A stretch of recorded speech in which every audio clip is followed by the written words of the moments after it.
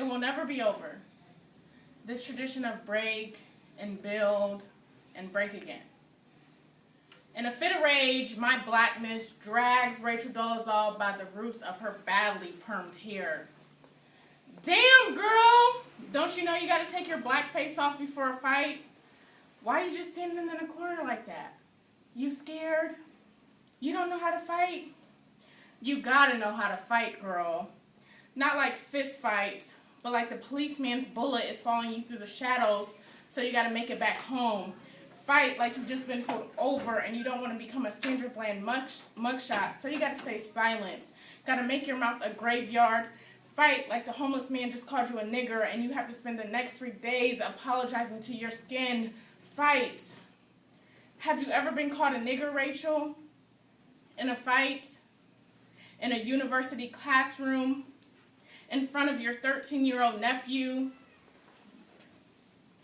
Through the duration of life, racial conflicts have occurred in which we all have our different views.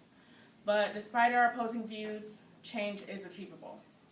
However, for change to work, one must be able to recognize that there's a problem before it is able to get fixed.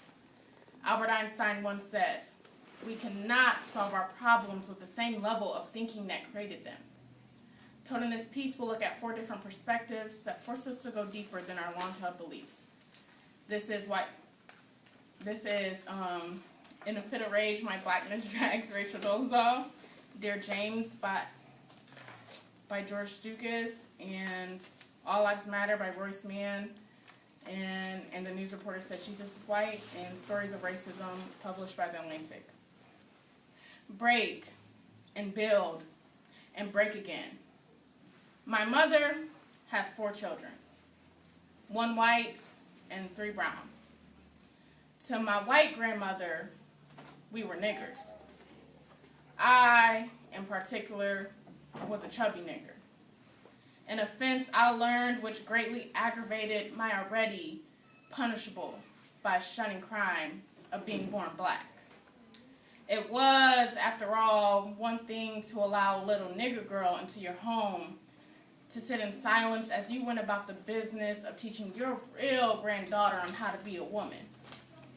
It was another thing entirely to watch as that little nigger girl ate you out of the house and home and then had the gall to cry to her mother about special treatment and injustice, without even bothering to wipe the your crumbs from her greedy black mouth.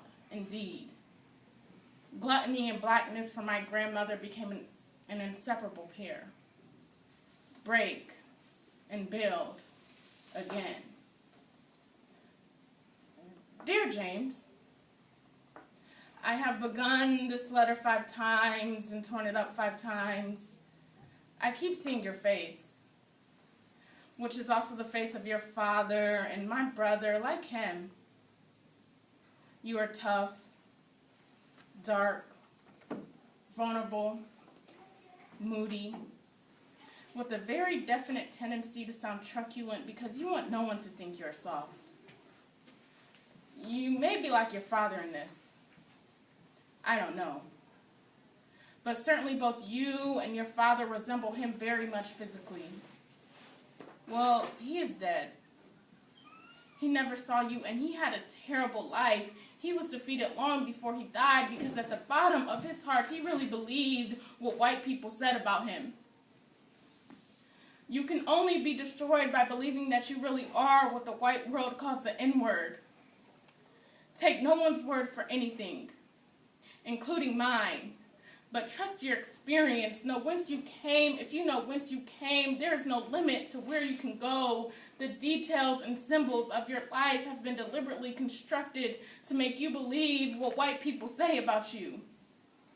Try to remember that what they believe as well as what they do cause you to endure and does not testify to your inferiority, but to their inhumanity and fear. It will never be over. This tradition of break and build and break again. And then, can you pause it?